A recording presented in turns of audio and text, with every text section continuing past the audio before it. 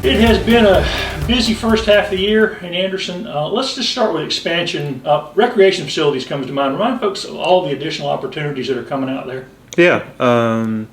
More recently, we just passed a ordinance that allows us to borrow money up to $7 million for the phase 3 of the recreation master plan.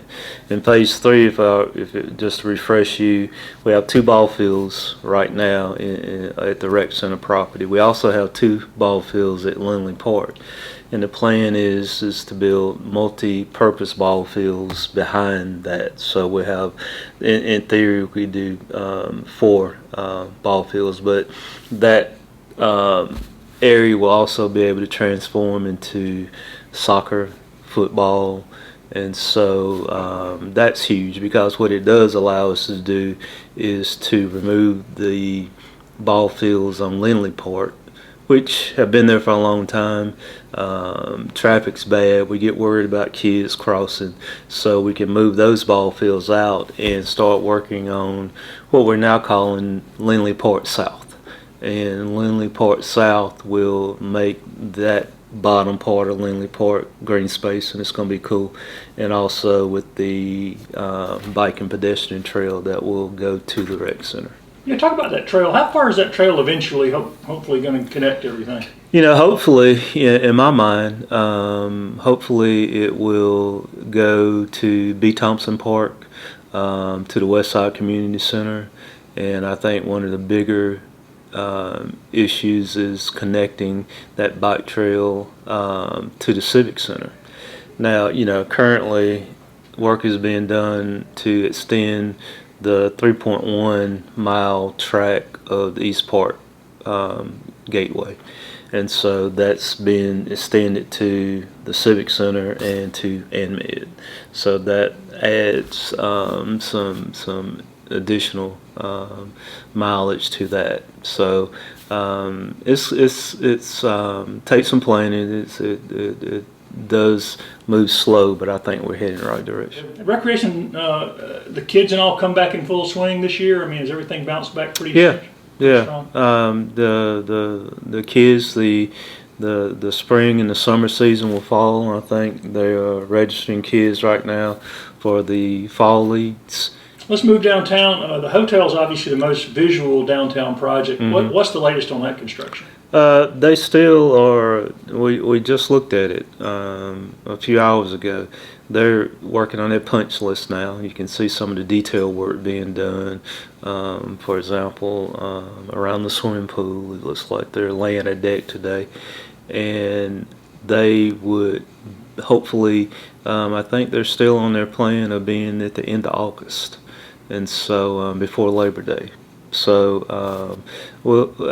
I'm excited. You know, it's amazing when you look at a big project like this, and I was looking down at the overhang into the entrance as you would your check-in point, and how somebody knew to put concrete there 18 months ago for the post. So I mean, it's coming together. I'm excited about it, and also the parking garage. The parking garage is complete in regards just to the physical aspects of it. We're still working on the rooftop venue, and that's seems to be going along fine too. That's going to be something really special, right? That It is. venue. Yeah, the view is great. You know, sometimes when I go up there, I'm amazed at how many trees Anderson has.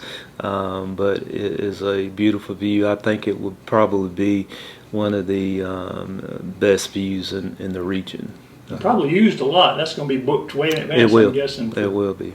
Will the parking garage be open, ready to be open by Labor Day as well, or do we know? Or? They're hoping they would have to go lockstep together. So when the hotel is open, the parking garage will be open too. There's also a new Welcome to Downtown area being planned on the corner of North Main and East Calhoun. Tell people what's planned down there. Yeah, that project's moving along. That is a project that John Wright Jr. is developing. More the visible part of that project right now is Magnetic South Brewery and the old Bobby Johnson grocery store, and it's coming along. It'll be good to have those owners here in town. I know Paul Kane. I've known him just through him being on Oconee County Council, so I'm excited to have them there. I think it'll offer something that is totally different than our other breweries, and so it'll be unique.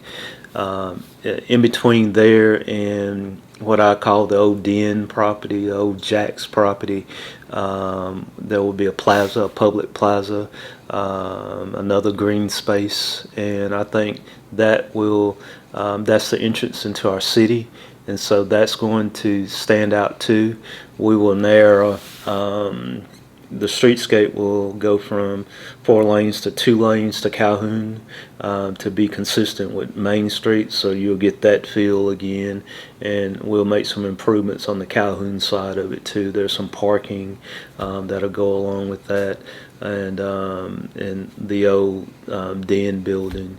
John Wright Jr. and his folks are doing a mix of hopefully restaurant retail, so it's a good project. Yeah, Stretches downtown in a lot of people's minds. It does. I mean, we know that's still downtown now, but a lot of people think of the square as downtown, but that stretches it out. it is. I mean, I talk a lot about downtown and going east and west and Calhoun, and all of a sudden, our hospitals. We've got a downtown hospital, so I would envision downtown proper spreading west with this development. What other downtown projects are underway that people might be interested in? The one comes to mind, and I have not visited this yet, but my family, my grandson went to the new ice cream place on by the Whitney Street garage, and these developers who are out-of-town developers, they are developing a space on Benson too. I noticed today or this week that the wedding venue, the shop with the retail, has opened, and above that would be co-work space. So that project they seem to be finished with their project. I peeked my head in one day. As you know, historic downtown. We got a lot of neat buildings. They did a good job renovating that building. What about the Palmetto building and more living space? Oh yeah, yeah. That project is going full speed. Those guys are developing that project are from the Charleston area.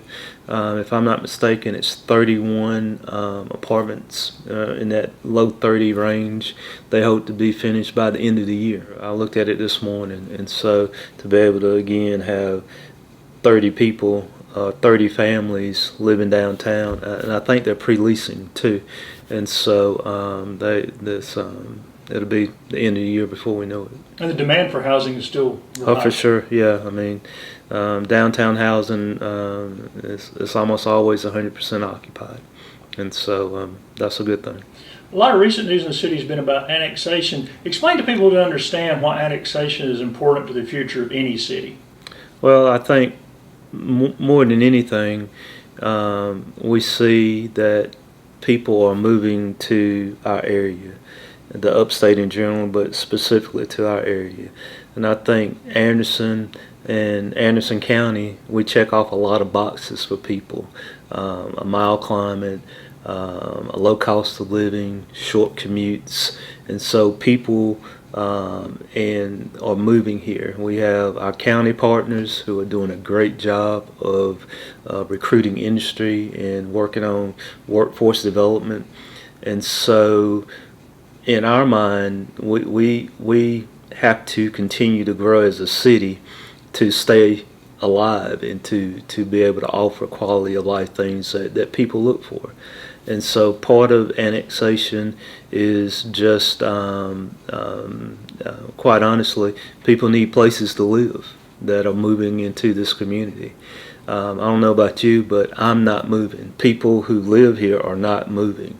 And so people who are relocating here to retire and raise a growing family, they need a place to live. So that's why we need housing. And so I think in our minds, we need to work with developers to get a good product that I think one of my fellow council members said it good the other day. Jeff Roberts said, you know, we've got to meet halfway in the middle on this. Not everybody can get everything they want, but I think if we don't have a hand in the development, it can be sprawl and uncontrolled growth. And so that's one of the things that we're looking at when we annex property. As the city adds population, it opens up more grant money and other things as well, right? Yeah. Yeah. I mean, we most recently, the last federal disbursement of funds to cities because of the pandemic have hit, and the city of Anderson is one of 17 communities that will receive those federal funds directly from the government, the U.S. government. And ours is about $14 million.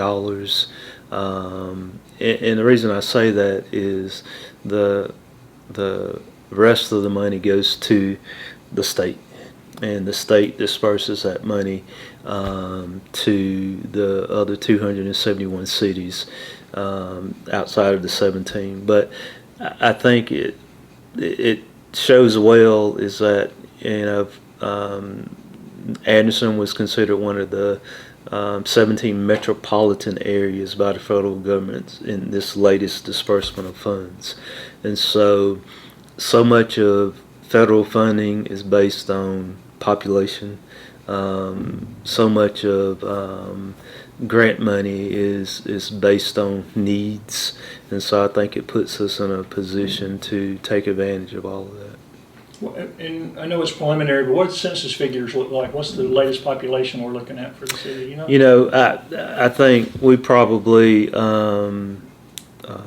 will be close to 30. But having said that, and we just missed the cut, I think, of we had annexed some property on Salem Church Road, some property there. We have developments on Glenwood and Blakely, housing developments there. And so I think the next decade of growth for our city, we just talked about it. I mean, it will, because people are looking at those amenities in cities our size. And wherever people come down on the current projects, there's a lot of misinformation about annexation. South Carolina has some pretty precise laws, and it makes it very difficult for any landowner to be annexed without complete approval, right? That's very rare. Exactly. For somebody, if you own a piece of property, you just can't, some city can't come in and annex you. People ask me that all the time. No, I mean, for example, in a subdivision, you have to have 75% of the people to say yes. And so I often talk about this, is that we're a city of about 30,000 people, and we have 50,000 people sitting right on top of us. Our metro area is probably about 80,000. School District 5 is about 80,000 people. And so it's very hard to annex. What we have done over the past 6 months is that we've annexed land. And when developers come to us and they want the infrastructure, and so we've annexed land, and a little subdivision or two on Salem Church Road. And when we annexed that property, those folks would just, you mean y'all will pick up our trash for free? Yes, we'll pick up your trash for free. Doesn't cost us anything. Yeah, so those folks were excited about coming into the city of Anderson. So there is a lot of misinformation. There are donut holes and enclaves throughout the city, and you would think that's in the city, and we go, nope, that's not in the city. The governor's comes to mind. Exactly. And that's the one that everybody looks at. How's that not in the city? It's not in the surrounded city. By the city. It's just a donut hole. But it has to be, except in extreme cases, it has to be 100% of the landowners that want the annexation. Exactly. They're I mean, there are obviously always some sort of extreme. Yeah. I don't think y'all run into any of that. No, it's very hard to annex, and and at one point, North Carolina, it was very easy to annex when their laws were such when a municipality thought they could provide police, water, and emergency services. They welcome to the but even now in North Carolina, their annexation laws have become a little bit more restrictive, more so like South Carolina's is. Not long ago, you had your annual awards to honor businesses that work closely with special needs population. Mm-hmm. When did you start that program and why? I didn't start it. It was here before I came in. It's the Mayor's Committee on Disability. I found out very quickly that it was in theory, a network of cities across the state that is led by the governor's committee, and so I think it was bigger at one point in time throughout the state, but this community has kept it together, the special needs. And so I think probably for me 15 years ago, I just got very involved in it. I saw the good work that they were doing to help our friends who have special needs. And here recently, we had two businesses. The governor was here. We recognized AMED Health and Texas Roadhouse for the tremendous work they do with the social service folks at the disability and special needs boards, and you take that and private business and you match people, and so that's what it's all about. The city was pretty cautious during the first year of the pandemic. You had a mask ordinance. Are y'all keeping a close eye on the latest surge, and how much does it concern you? I guess y'all are staying in touch with ANMED on this. We are. I think the CDC just put out some more guidance in regards to mask. I hope we can. People need to ask good questions about the vaccination and talk to family and friends and make a decision. But I think if we can get more people vaccinated, we can stay out of the idea of mask mandates again. What I don't want is I don't think we can afford to shut business down again. We can't afford to shut hospitals down again. And the only way we're going to do that is to try to keep people healthy. And so those of us that have had the vaccine, I think we just need to be smart about wearing our mask. And if we feel the need to in inside spaces, and hopefully we can I understand that maybe our hospital system is working on some type of strategy to engage people more in regards to the vaccination. So I think we've got to get creative again on how we push that out. And we probably have a hand in that along with the county and the state, and we just need to be more creative on how we make people feel comfortable about the vaccine. It's just a little early to know what's coming, I guess. It is, I hope. Schools are saying the same thing. Yes. Finally, is there anything else you're looking forward to in the last half of the year? I mean, we're past the halfway point. Yeah, it's hard to believe.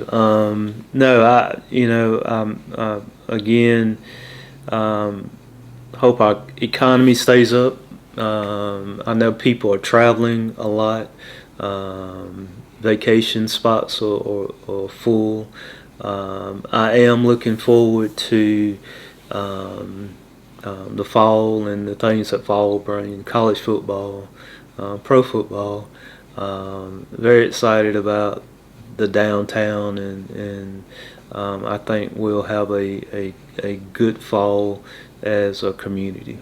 And 4 months from Tuesday's the Christmas tree lighting on the square. Jeez, I tell you, that's what we didn't realize when we were young about time moving so fast. It seemed like we just did it.